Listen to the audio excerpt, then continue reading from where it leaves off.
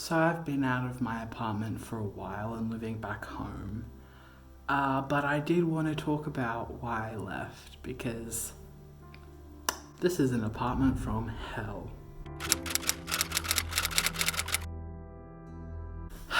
So, a bit of background.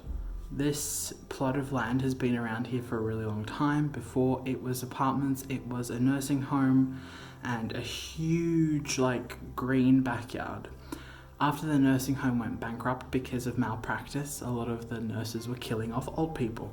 Love that. The property was sold and they knocked down the nursing home and built a ton of very tiny, modern looking, but very shitty apartments. And I want to talk very quickly about why landlords are scum. Basically, everything built in here looks nice at first glance.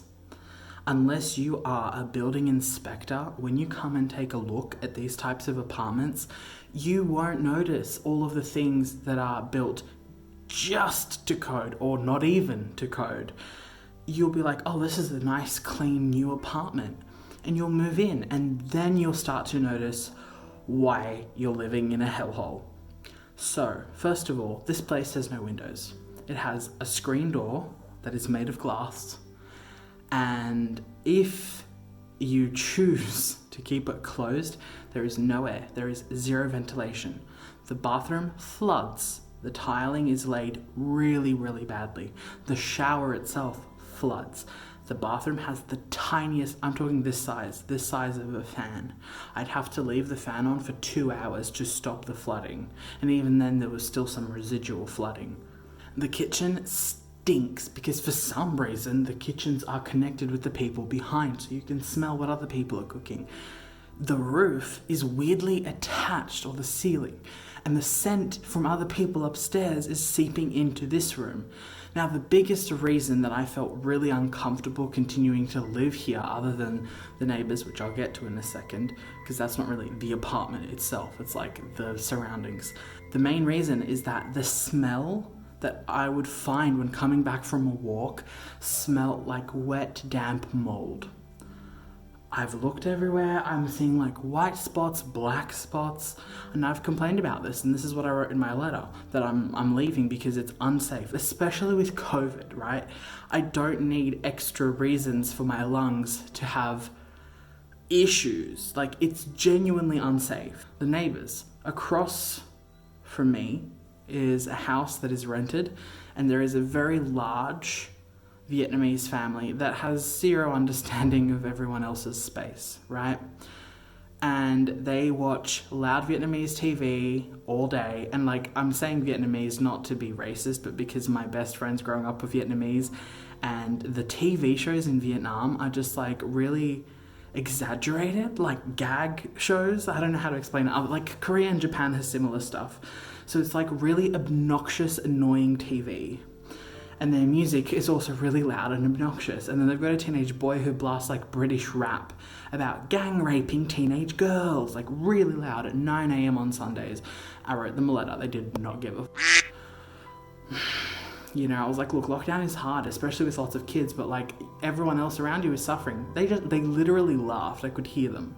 Because I threw one over the fence and then I wrote them another one and put it in their mailbox.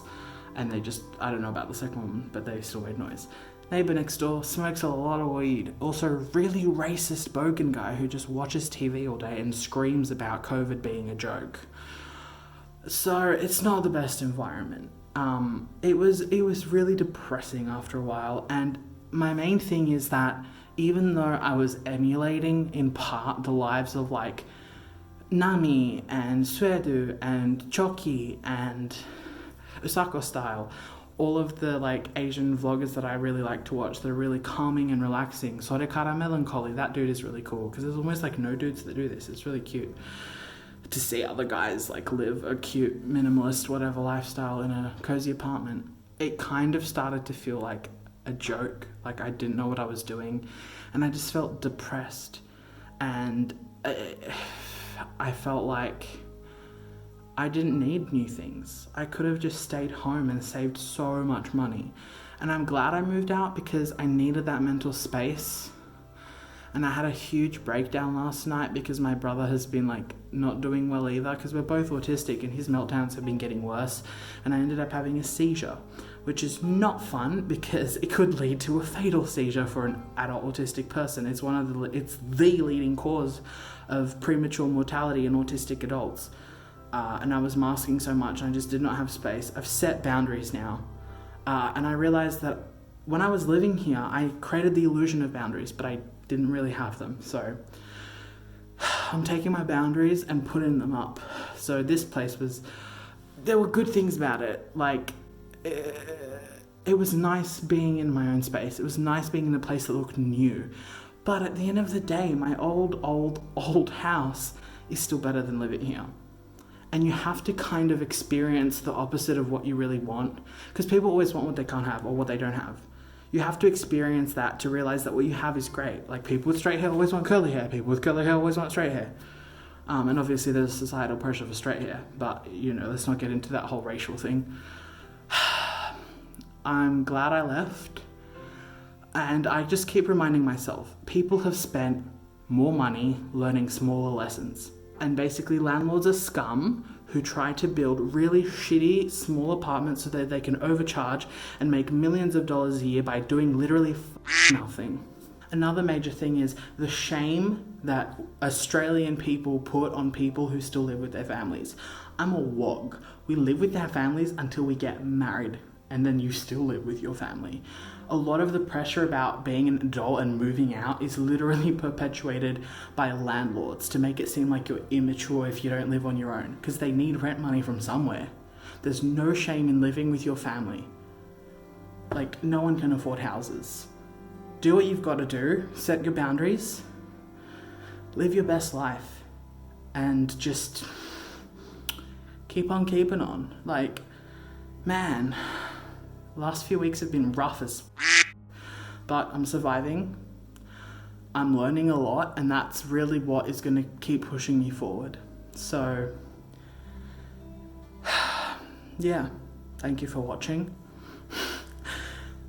I'm getting my COVID vaccine tomorrow, and I'm going to be real gross afterwards, so I've got a backup video for Monday. It's a documentary I made with a friend for uni about a ceramicist who I really love, and also happened to be the mum of a friend from art school. So it was really sweet to make. I'm glad I'll be sharing that with you on Monday. We'll see what Friday brings. We'll see how I feel. Until then, bye-bye. Eat the rich.